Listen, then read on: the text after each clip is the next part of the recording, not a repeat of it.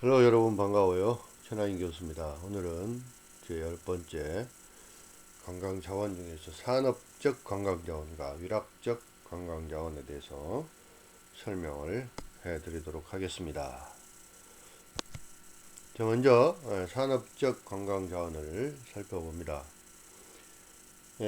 말 그대로 관광자원을 산업화한다는 얘기인데, 이러한 그 산업적 관광자원의 현대적인 그 의의를 한번 살펴보면, 먼저 이 산업적인 관광자원은 1952년 프랑스에서부터 시작이 되었습니다. 그러니까 관광자원을 하나의 그 산업화 한다는 거죠. 유럽 같은 경우는 과거에 그 찬란한 그들의 그 문화적인 유산 또 역사 이런 것들로 인해서 많은 그 관광 자원이 굉장히 풍부한 그런 나라들, 축복받는 나라들이죠. 그런 그 관광 자원들을 이제 수출시키는 산업화하는 그런 다변화를 위한 그런 일환으로서 산업적 관광 자원을 어, 확대시켜 나간 것입니다. 따라서 이제 산업 시설들을 시찰을 하는 것인데요. 이것들은 이제 영국이나 캐나다에서도 주로 이제 외국 관광객들을 대상으로 해서 산업 시설들 또 오래된 그런 그러니까 특히 유럽 같은 경우는 뭐 영국도 그렇지만 이미 우리보다 훨씬 앞선 그런 산업혁명을 통해서 17, 8세기부터 이미 산업화가 시작되었고 그런 많은 그 유산들이 남아 있다는 거죠. 그런 것들을 하나의 그 관광 자원으로 활용하는 그런 차원에서 산업적 관광 자원이 시작이 된 겁니다. 자, 그럼 산업적 관광 자원이란 무엇이냐면 현대적인 그 산업 경제와 관련된 그러니까 첨단 시설들 이런 것들을 관광 상품으로 해서 국내는 물론이거니와 해외의 관광객들에게 또 견학을 시켜주고 또 시찰과 체험할 수 있는 그런 관광의 형태를 산업적 관광 자원이라고 말씀드릴 수가 있습니다. 자, 그 다음에 이제 농산 어촌의 생태 관광 개발인데요. 요즘 이제 그 에코 투어리즘이다 뭐 해서 생태 관광이 각광을 받는 그런 시대. 그러니까 환경을 중시하는 그런 이제 도시가 아니고 농촌, 산촌, 어촌의 이 생태 관광을 많이 개발하고 또 추진하고 있는 그런 상황입니다. 즉 생태 또 녹색 관광 자원의 개발 사업을 문화 관광 자원으로 개발 사업으로 이제 분리를 해서 추진해 나가는 것이죠. 예를 들어서 이제 여러분 갯벌 같은데 체험 가보신 어린 시절에 가봤던 추억이 있을 것 같은데요. 특히 강화도 같은데 갯벌 생태 관광 체험 같은 것들이 있고요. 그 다음에 대나무 생태공원 조성이 있는데 여기는 뭐 담양 같은 데가 유명한 대나무 산지죠. 또 민등산 생태관광 개발이 정선에 이제 민등산 그 생태관광 개발하는 곳이 있고요. 그 다음에 이제 강이나 하천 같은 그 수변 생태공원을 조성하는 곳들도 또 많이 있습니다. 어, 또 갯벌이나 철새, 동굴, 습지, 또 뭐 화석 같은 것들, 이 자연 환경의 관찰이나 체험을 위해서 그것들을 보호하고 또 체험 시설을 만들고 또 생태공원들을 조성하는 그런 것들을 생태관광이라고 말할 수 있겠습니다. 자, 생태 녹색 관광자원 개발 사업의 예를 한 지금 오른쪽 14가지 정도를 예시를 했는데요. 정선에 이제 민능산 관광개발 있고, 강원도 양구에 습지 생태공원 조성이 있고요. 또 비인만의 갯벌 체험, 그 다음에 서천에 갈대밭, 신성리에 있는 갈대밭 체험마을 조성이 있고요. 또 예산의 예당호 중앙생태공원 조성, 또 무주, 전라북도 무주의 반딧불이 신비탐험 테마공원이 있고요. 광천에 수변 휴양지 개발이 있습니다. 또 전라남도 담양에 대나무 생태공원이 있고요. 그 다음에 또 섬진강, 그러니까 전라도와 경상도를 가로지르는 섬진강 기차마을 조성이 있고요. 또 전라남도 장흥에 야생 생태공원 조성이 있고요. 또 영양에 다시 찾는 동심천 조성, 또 경남 산청에 소나무 숲 조성이 있고요. 또 주상전리대 생태공원 체험관광 개발이 제주도 서귀포에 있고요. 또 서건도 생태체험관광 개발이 이것도 역시 서귀포에 사업이 조성되고 있습니다. 관광농원 사업이 있는데 이제 이거는 농업을 하는 그런 곳에서 관광 체험을 할 수 있도록 하는 것이죠. 고구마나 밤, 여러 가지 그런 농작물을 수확하는 체험을 하고요. 또 순두부를 만들거나 인절미 같은 것들을 만드는 전통 음식 만들기, 이런 체험 관광 사업이 있고요. 또 연날리기, 썰매 타기, 이런 전통 놀이 체험이라든지 또는 야생에 있는 꽃들 야생화나 반딧불이 메뚜기 관찰 같은 자연학습을 통한 다양한 그런 관광 농원 사업들의 여러 가지 프로그램들이 운영이 되고 있습니다. 그 다음에 녹색 농촌 체험 마을을 개발을 하는 것인데요. 농업 외의 소득, 그리고 농촌의 활력 증진을 도모하기 위한 목적으로 녹색 농촌 체험 마을을 추진하고 있습니다. 그 도시인들의 그 찌들린 그런 도시의 삶을 떠나서 그들이 이제 농촌에서 체험하는 그런 것들을 많이 찾게 되는데, 그러한 수요에 맞게 휴양이나 또는 체험 공간을 녹색 농촌 체험 마을을 조성을 합니다. 그리고 지원을 해서 농촌 관광의 거점으로 활용을 하고자 하는 그런 관광 개발이 되겠습니다. 그 다음에 어촌 관광 자원 개발인데요. 우리나라는 동해, 남해, 서해 해가지고 어촌이 상당히 많이 분포되어 있죠. 삼면이 바다로 둘러싸여 있기 때문에. 그래서 이제 전국의 그런 연안 어촌 지역을 그들의 그 전통 민속 문화 같은 것들을 발굴하고 보존하고 또 전시해서 어촌 주민들에게 그들의 그 문화적인 어떤 자긍심을 고취시켜주기 위한 그런 어촌 관광 자원을 개발할 필요가 있겠습니다. 자, 어업을 한눈에 그 역사를 볼 수 있도록 친수산, 친해양 교육에 산실을 마련하기 위해서 어촌 민속 전시관을 전라남도 완도에, 경남 거제, 또 강원 삼척, 경기 안산, 경북 영덕, 제주, 북제주 이곳에 6개 지역에 그 어촌 민속 전시관을 건립을 했습니다.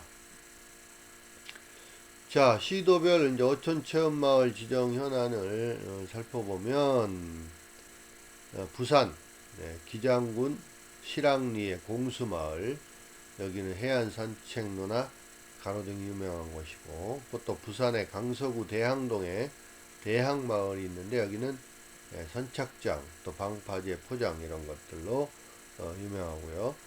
또 인천은 옹진군 면내리에 진두마을이 있는데 이곳은 갯벌 체험 관광, 그 다음에 생태 안내판 설치로 유명합니다. 그 다음에 인천 중구 무익동에 큰 무리 마을이 있는데 여기는 이제 체험마을 안내소나 체험관광, 광장 같은 것들이 조성이 되어 있고요. 그 다음에 인천 강화도에 길상면 동검리에 동검리 마을이 있는데 여기도 이제 주차장, 조경, 전망 테크, 또 체험광장 같은 것들이 유명합니다. 또 경기도 화성에 서산면 궁평리에 궁평마을이 있습니다. 여기는 이제 그 바닷가인데요. 여기에는 또 유명한 설치 시설물들이 많이 있습니다. 상징광장이나 또 가로등, 또 여기는 이제 뭐 수산시장도 있고요. 또 여기서 이제 어 바다의 그 일출이나 일몰 같은 것들을 살펴볼 수 있는 아주 경치가 좋은 곳입니다. 또 안산시 선감에 선감마을이 있습니다. 여기는 진입광장이나 주차장, 가로등 같은 것들이 상당히 유명한 곳입니다. 자, 어촌관광 모델 사업의 내용을 살펴보도록 하겠습니다.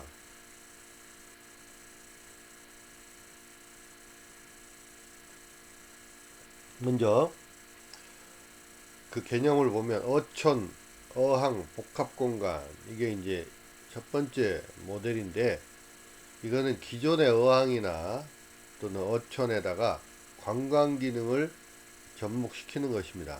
그래서 어촌에다가 어항 복합 공간이 조성된 것이 제 첫 번째 모델인데요.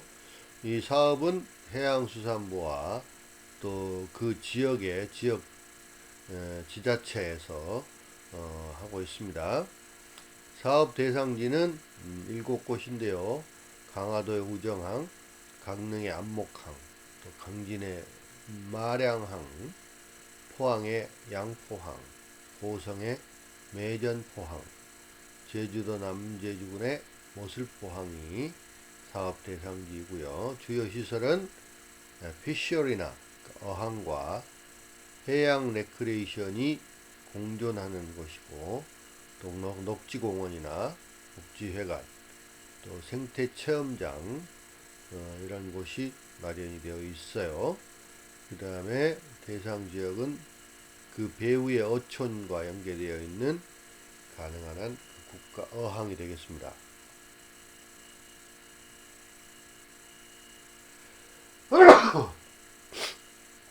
두 번째 모델은 다기능 어항인데요. 기존의 어항에다가 관광 기능을 플러스해서 다기능 어항이 되는데, 여기는 이제 해양수산부에서 그 사업 주체가 되고 있습니다. 6개소인데 기장의 대변항, 속초의 대포항, 서천의 흥원항, 여수의 극동항, 부안의 격포항, 거제의 지세포항이 되겠습니다. 여기는 이제 씨푸드, 그 다음에 마리나 해상 유락시설, 또 관광 호텔을 조성을 하고요.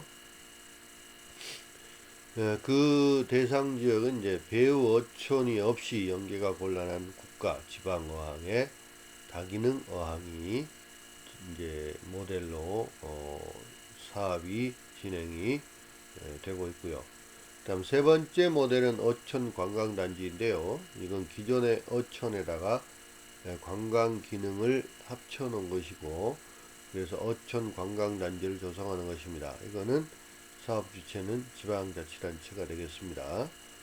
그리고 대상지는 11개소가 되는데, 부산 강서의 대항, 강화의 초지, 또 화성의 전곡,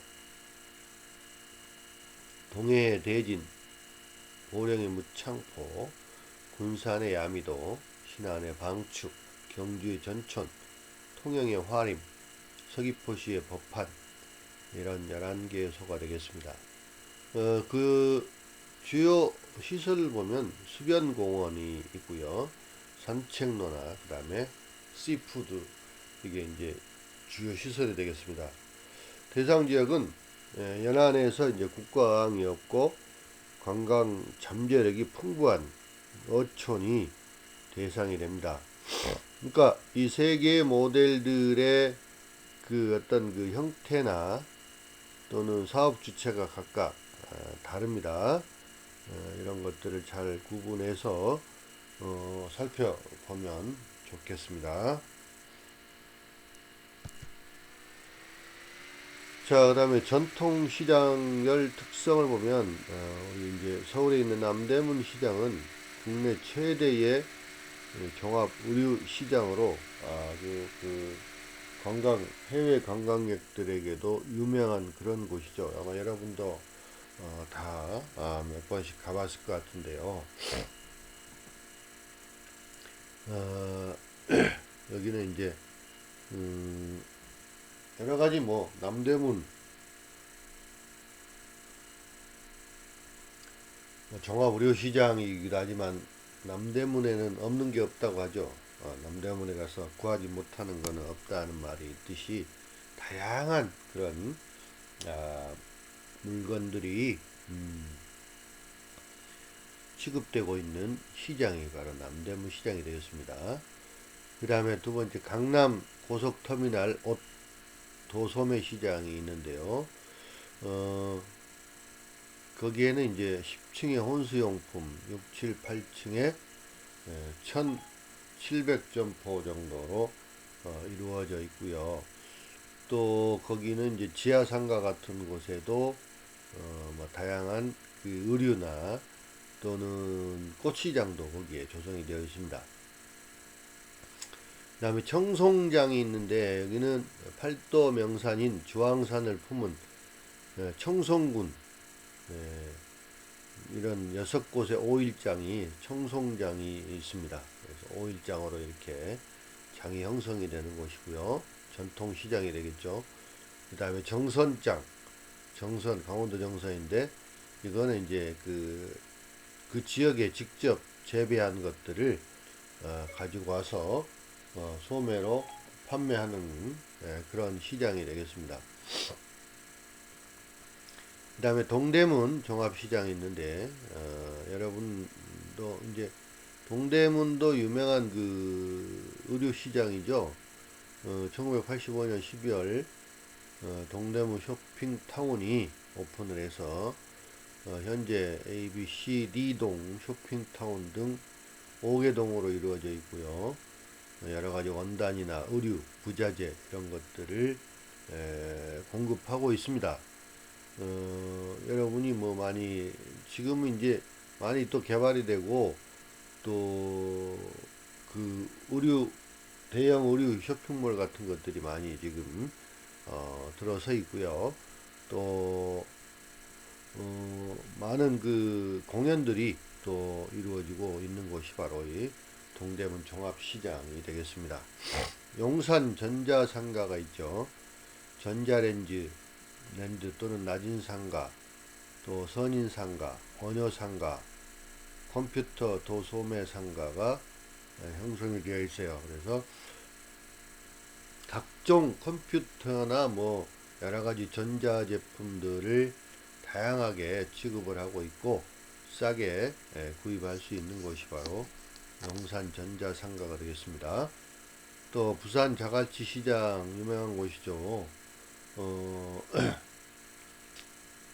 영화에 나왔던 그런 자갈치 시장이기도 하고 또 과거에 뭐 노무현 대통령이 선거 운동을 할 때 자갈치 나주매라는 분들이 나와서 또 이제 선거 그 연설까지 했던 유명한 그런 곳이 바로 이제 부산 자갈치 시장인데 6.25 전쟁 후에 여인들 중심으로 어시장이 형성이 돼서 지금은 아주 세계적으로 유명한 그런 시장으로 이렇게 발전이 되었습니다. 그 다음에 이제 순환 관광 교통 시스템 개발인데요. 이 관광 교통 시스템의 이제 개발인데 해외 사례를 보면 일본 도쿄에서 약 90km 정도의 하코네이즈 국립공원이 있고요. 산악, 호수, 온천 같은 특급 로맨스카로 등산철도 연결이 되어 있어요. 그래서 또 도카이 버스가 운영이 되고 아시노코에서 유람선으로 이용할 수도 있고 이러한 교통이 잘 그 연계되고 이루어진 그런 그 시스템이 갖춰져 있다는 거죠. 또 스위스의 루체론 그 7위에서 열차로 1시간 정도, 인터라켄에서 한 2시간 정도 가는 그런 곳이 1871년에 리키산의 등산 열차가 이게 이제 들어왔는데 톱니바퀴를 이용해서 사다리형 열차로 운행을 하고 있고요. 또 파츠나와 베기스에서 리기쿨룸까지 관광객들을 수송을 합니다. 그다음 유레일 패스와 스위스 패스로 이용하고 그러니까 유럽의 이제 그 열차권이죠. 유레일 패스와 또 스위스의 패스로 열차 이용권으로 이용을 하고 또 호수는 유람선이 운행을 하고 있는 곳이기도 하죠. 자, 이런 그 순환 교통 시스템에서 고려되어야 할 사항은 먼저 이제 바람이나 또 산불 같은 그런 그 화재, 이런 안전성 문제라든지 또 정류장의 그 각종 그 교통 시설로 인한 모터 소리라든지 또 곤돌라 운행 과정에서의 여러 가지 그 소음들, 또 개발 이익이 역외 유출이 되는, 그러니까 그 지역이 개발이 됐는데 교통으로 인해서 다른 지역으로 이익이 이제 빠져나가는 거죠. 유출이 되는 거죠. 이런 경제 흐름이 왜곡되는 이런 것들이 단점으로 지적이 되고 있어요. 이런 것들을 잘 고려해서 순환 교통 시스템을 개발을 해야 할 것입니다.